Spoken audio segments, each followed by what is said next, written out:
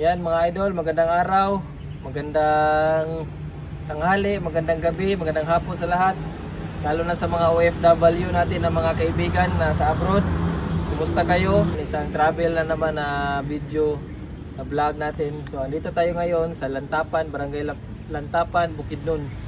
So on the way kami ngayon sa Cinchona Forest Reserve ng Bukidnon. Isang protected area ng DNR na nakapaligid sa Mount Kitanglad. Dito yan sa Bukidnon.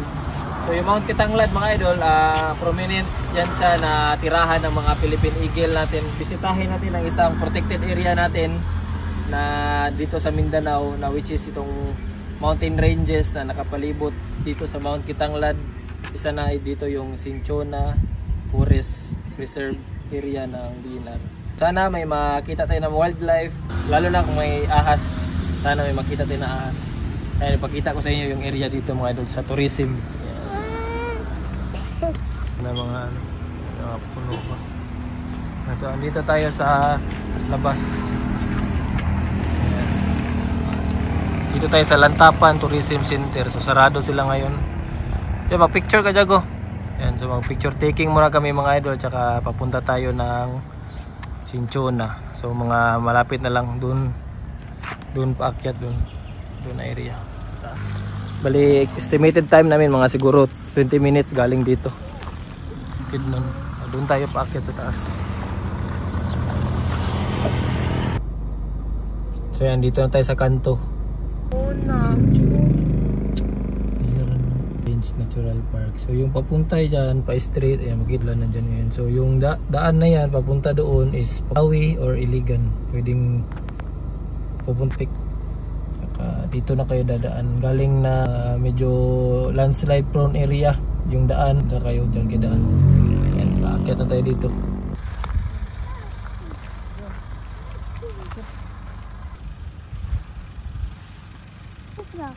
Picture mo sa mama Billy rin.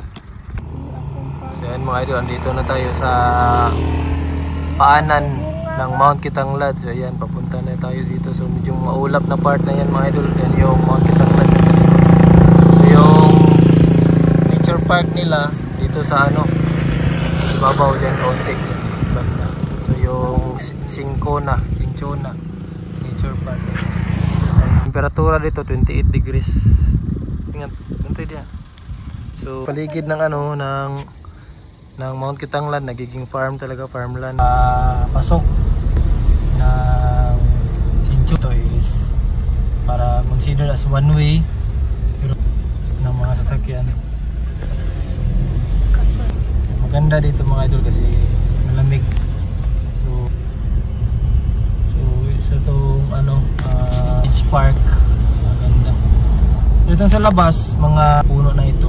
Pero may may mga din na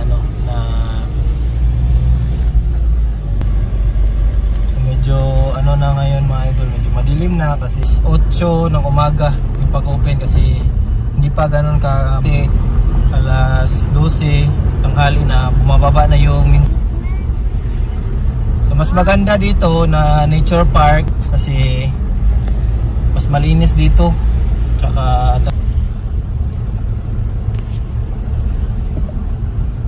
yung daan dito medyo makipot kaya dahan-dahan lang. So pwede magkasalubong yung mga sasakyan pero igilid nyo lang, gilid-gilid lang. Yung ganito kapag liko may dito sila. Ganito yung mga idol, talagang buhay ng mga buhay na ganito talaga yung lugar ng mga buhay ilang. Less yung mga landscape, mas madami yung damo, mas madami yung mga kawayan. Ganyan. So ayan, andito tayo sa may isang spot mga idol na pwede nating akyatan kasi nga close yung ngayon yung Cinchona Forest Reserve, kaya naghanap lang tayo ng ibang spot dito na pwede nating ma-enjoy yung outdoor. Ayan. So doon kami galing sa baba. Ayan, ito yung pathway. So ayun, yung na sila kasama ko, misis ko at saka si ano. Ayun. So tingnan natin kung ano yung meron sa taas. Tsaka enjoy na lang natin ang scenery. So sana may makita tayo na ahas dito. Ayan. So medyo masukal pa yung area dito. So ito ay isang higher elevation na area dito sa Lantapan. Malapit na to sa paanan ng ano ng Mount Kitanglad. Ayan. Doon pa, layo pa. So may nadaanan kami kanina na ilog. Ayan. So may nadaanan kami na ilog kanina. Try natin kung pwedeng magtampisaw doon. Ayan.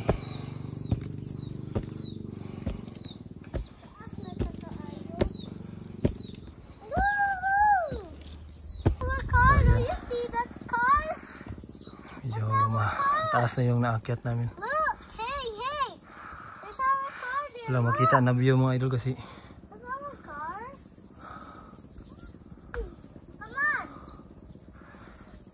makapal na yung ulap. Ayan, yung sasakyan sa baba.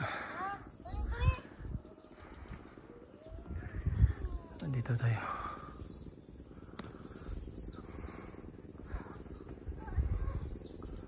So maghahanap tayo ng ano dito mga idol, baka may Philippine Eagle na lumabas. Ayan, may trail. May trail dyan.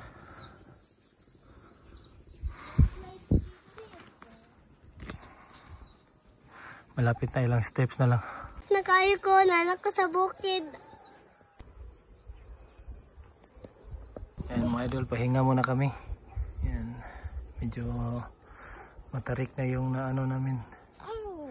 Naakyat. Ayan, galing din sa baba. Ayan, shout out sa buong team ng Philippine Eagle. Ayan, shout out. Idol Dave, ayan, Sir Bong, Carlo. So dito kami ngayon sa Kitanglad na mountain range. So dahan-dahan.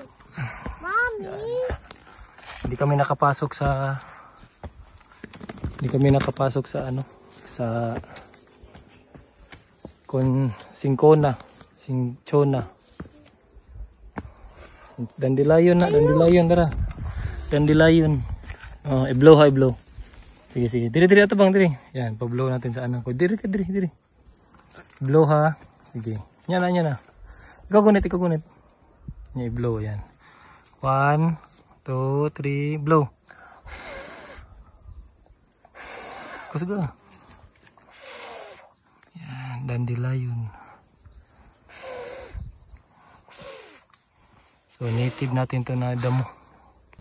Yan mga idol, kita nyo ibang puno mga idol na mamatay na. So yan dahil sa pollution ng tao.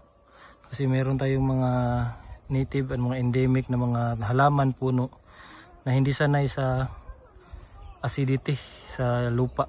So ibig sabihin yan, kapag tumira yung mga tao, dumaan dito sa malapit sa area, magdidegrade yung quality ng soil, yung lupa, kaya yung ibang mga native trees natin hindi na nabubuhay. Minsan namamatay na talaga. Kawawa sila. Yan, minsan pinuputol lang tao. So ito yung mga ganito na setup mga idol na terrain na ganyan mga puno. Ang gusto ng mga wild natin na wildlife. Gaya na naman ng Philippine Eagle. So yung paligid dyan, yan yung mga protected area ng Philippine Eagle. Tingnan natin dun sa taas kung anong meron. Yung party na Kitanglad, yan yung talagang niya doon sa area sa taas, yan, dyan papunta doon yung yung talagang peak ng Mount Kitanglad.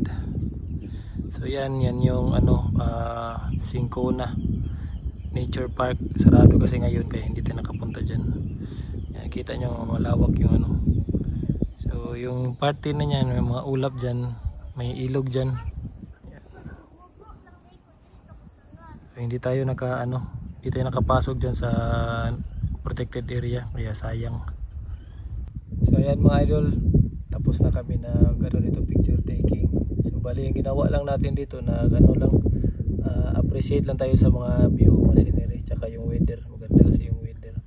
So andito yung party ng sabi ko, yung Sincona Nature Park. Ano yan siya, bali party yan siya ng Mount Kitanglad na mountain ranges na protected area ng DNR. So makita nyo yan dyan, no? Gumagalaw na yung ulap. So maybe mamayang hapon talagang na to dito, covered with dito clouds yung area na to. So ito ay isang barangay dito sa may Lantapan. So yan, pababa na tayo ngayon, pabalik na tayo. Matarik yung pababa na trail, pero okay lang kasi ilang steps lang, siguro less than 100 steps lang. So hindi tayo nakakita ng ahas dito. May interview tayo si Idol dyan, yung caretaker dito. Bihira lang daw yung yung ahas dito. Nakita doon nila yung sawa, yung baksan sa kanila. So reticulated python yung yung agila, hindi din nila, minsan lang doon nila nakikita yung mga hawk eagle. Usually doon sa ibabaw na malapit na sa Mount Kitanglad. So sa gubat talaga siya natatago kapag merong pag merong silang nararamdaman ng mga meron silang nararamdaman ng mga Uy, ito na. Yan, meron habang nag-interview tayo mga idol yan. Merong Brahmini kite. Yan. Ang anak ko nakakita. So isang Brahmini kite. Yan. So isang sign yung Brahmini kite mga idol na merong magandang biodiversity dito.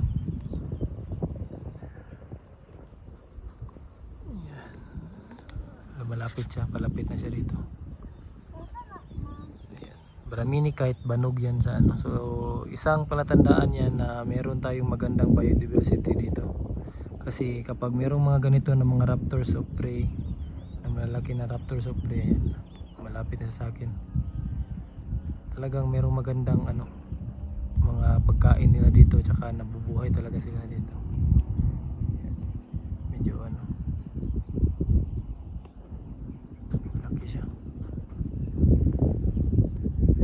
Brahmini kite. Malapit na sa akin. Palapit siya ng palapit. Yan. So hayaan na lang natin siya. So, yung anak ko nakakita. Yan. Smile. Then sabi ko mga idol, yung area na to maganda talaga yung biodiversity pa. So hindi pa talaga ganun ka-polluted. Kasi hindi pa ganoon ka polluted yung area kasi meron pang ganoon, sabi ko. Tsaka isa din ang instances, isa ding variability kung bakit masasabi natin na maganda yung biodiversity. Yung mga buhay ilang talagang hindi pa exposed sa tao. Sabi nila, ni Idol kanina, yung sabi ko, interview ko siya na wala dang banakon dito na king cobra. So talagang isang determinant yan mga idol na talagang maganda pa yung gubat ito kasi nakakapagtago pa yung mga buhay ilang. So sa mga area na napupuntahan natin, na rescuehan natin, yung sinasabi ko na maraming mga cases na nakikita yung banakon. Ang ibig sabihin ng mga idol, yung king cobra kasi wala na silang bahay. So na-expose na sila. Dito na area na to, yan, kumakapal na yung ulap. Yung area na to talagang maganda pa, yung suitable pa sa pamumuhay nila kasi nakakapagtago pa sila. Hindi sila natitreaten na makita ng tao kasi once na nakita sila ng tao, na-expose sila, talagang peligro yan sa buhay nila.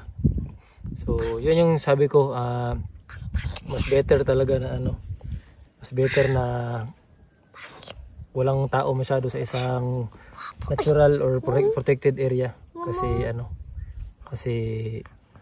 para makapamuhay yung mga buhay lang natin ng So ayan, pababa na kami ngayon kasi medyo makapal na. Ayan, no? Malapit na yung ulap sa amin. Hindi na nakikita yung wala na. Wala nang view mga idol. Tago na. So pababa na kami. Ayan. nakikita yung baba. Pagka-umulan kasi bigla. So ayan, so i-rate natin tong area na to diyan sa in terms of cleanliness. Medyo ano pa, maganda pa yung area kasi wala pang mga basura. So sana ma-implement ng mga local dito na barangay official yung talagang sanitation at saka proper disposal ng mga solid waste. Meron tayong solid waste management kasi kawawa yung mga buhay ilang, lalo na yung protected area natin kasi mahirap kapag nasasabi tayo na protected area tapos maraming basura. Gaya doon sa Libertad na natural park nila. Ano? So dito kapag dito sa Singkona siguro sa area hindi pa man tayo nakapasok, most likely mga pwede pang sabihin natin na ano pa yung kalinisan 9 out of 10. Ayan, pababa na tayo mga idol. So paalam dito. Sana makaakyat tayo soon sa Mount Kitanglad. Pababa na tayo. So ayan mga idol, dito tayo bababa mamaya. Ayan. Yan yung area. Yan tulay. Diyan tayo. Baba tayo dyan mamaya. So maghanap dito. Pwede tayo magtampisaw. Ayan. Huwag kayo magdala ng basura, huwag kayo magdala ng pagkain dito. Ang ganda ng area. Ayan mga idol, pababa na tayo sa ilog. Ayan, testingan na tuhod ko. Diyan yung ilog. Camera na ginagamit kapag re-rescue. Ayan, tuhod ko. Damage na naman tayo. Ayan, kabila. Ayan, dito tayo. So ito yung mga tahanan ng ano mga idol. Tingnan natin dito kung anong meron dito.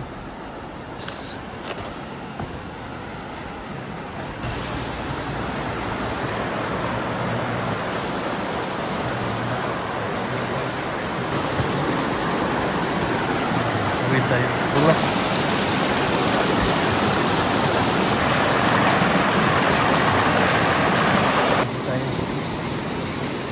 Hindi ako nakatawid. Hindi na ako nakatawid ng tao mga idol. Dumadaan pala dito. Mag-observe lang tayo.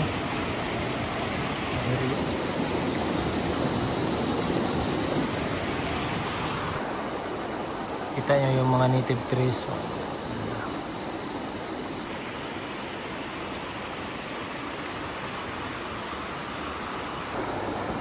Ahas. Wildlife. Kasi meron, hindi nila kailangan maging conscious sa kanilang paligid kasi pwede ability yan na talagang maganda yung paligid. Marami silang lugar na pwedeng pagtaguan. So saludo tayo dito sa napakalinis ng tubig. Dito na lang yung vlog natin kasi wala tayong nakikita na kanina pa ako sa mga vlog natin. Sana may rescue din tayo, rescue vlog tayo, may mahuli tayo. Itong kaunting awareness natin about sa wildlife tsaka sa ating nature. Wag nating abusuhin. Dalahin natin, wag natin at saka hindi nasira. Kaya maraming salamat. Sa napaka maputik nadaan. Mas madaling makaakyat kaysa pababa. Mahirap kasi yung dito yung area. Ayan. So, makita nyo yung mga sa baba. Ano yan? Sobra na yan. 30 years. Sa panahon ngayon hindi nila pinapadaanan dito. Tayo dito sa may isang open trail mga idol. Yung Mount Kitanglad na para sa inyo itong mga puno na to. Yan, malaki. So technically yung bamboo mga idol hindi yan. Yan lalaki mga bahay ng diyan maraming kingko kalaki. Pwede silang manirahan sa ganyan. Yan. Kita nyo gaano kalawak yan sa loob. So sayang lang hindi tayo pwedeng pumasok. Ganda dito, tahimik. Maririnig nyo lang yung mga